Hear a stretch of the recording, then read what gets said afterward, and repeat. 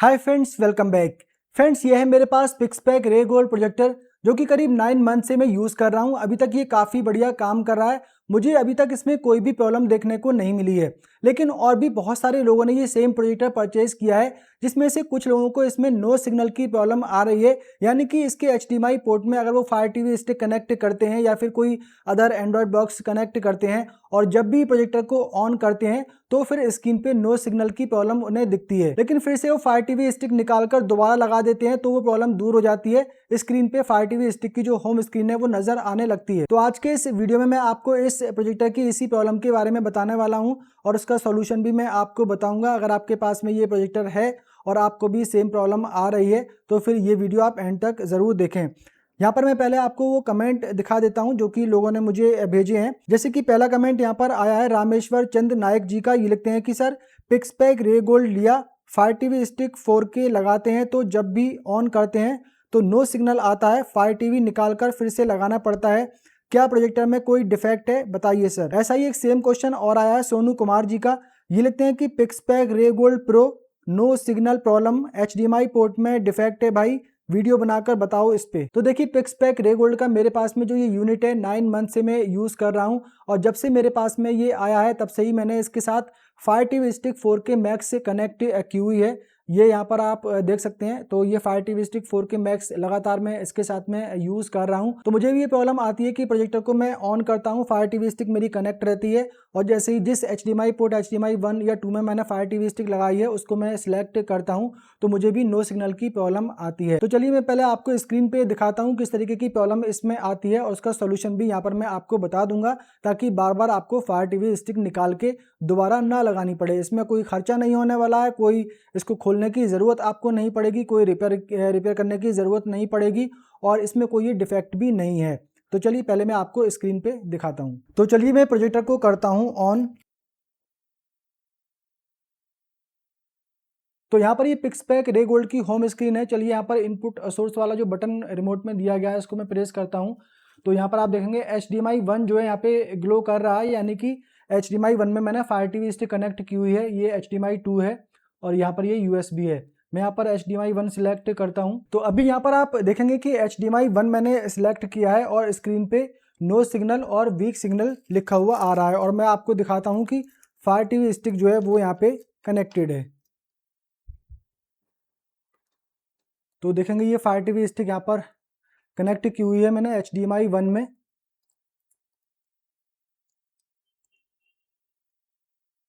ये HDMI 2 यहाँ पर खाली है, HDMI 1 में कनेक्ट की हुई है और यहाँ पर मैंने USB से पावर दी हुई है और स्क्रीन पे आप देखेंगे तो नो सिग्नल यहाँ पे आ रहा है। तो बिल्कुल आप यहाँ पे देख सकते हैं फायर टीवी स्टिक कनेक्ट है और स्क्रीन पे नो सिग्नल है। तो इसका सोल्यूशन मैं आपको बताता हूँ। इसके लिए आपको फायर टीवी स्टिक लगाने की ज़रूरत नहीं पड़ेगी। यहाँ पर स्टैंड पे मैं लगा देता हूँ कैमरे को। तो यहाँ पर आप देखेंगे कि HDMI 1 ही मैंने यहाँ पर सिलेक्ट किया हुआ है। HDMI 2 सिलेक्ट करता हूँ तो यहाँ पर भी नो सिग्नल ही आएगा क्योंकि यहाँ पर कोई डिवाइस मैंने कनेक्ट नहीं की हुई है। तो यहाँ पर आपको फायर टीवी स्टिक या जो भी एंड्रॉयड बॉक्स वगैरह आपने कनेक्ट किया है उसको यहाँ पे निकालने की ज़रूरत नहीं है। तो यहाँ पर रिमोट में आप इनपुट बटन प्रेस करेंगे और आपको HDMI 2 यहाँ पे सिलेक्ट कर लेना है और HDMI 2 सिलेक्ट करने के बाद में फिर से HDMI 1 पे जाएंगे तो यहाँ पर जो सिग्नल है वो वापस आ जाएंगे।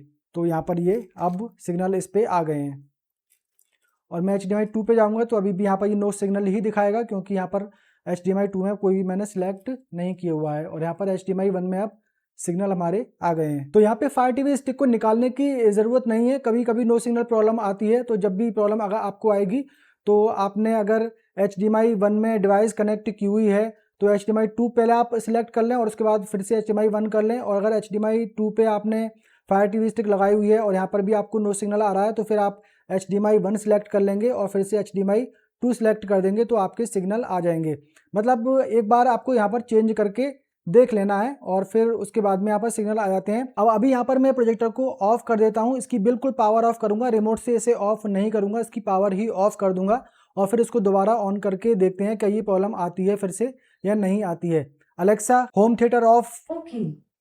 तो मेरा प्रोजेक्टर और ये साउंड बार दोनों एलेक्सा से कनेक्टेड हैं एक स्मार्ट स्विच के थ्रू। तो इससे मैं होम थिएटर की कमांड देता हूँ तो ये स्विच ऑन और स्विच ऑफ हो जाते हैं। तो यहाँ पर मैंने उसको पावर ऑफ कर दिया है। मैं यहाँ से दोबारा पावर ऑन करता हूँ। Alexa home theatre on. तो देखेंगे साउंड बार में पावर आ गई है। अब मैं प्रोजेक्टर का रिमोट से ऑन करता हूँ प्रोजेक्टर को, और फिर से देखते हैं क्या ये प्रॉब्लम आती है या नहीं आती है।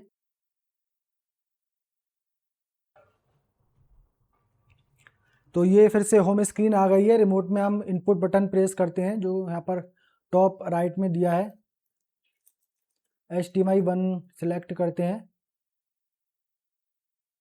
और यहाँ पर देखेंगे फायर टीवी स्टिक अब ऑन हो गई है।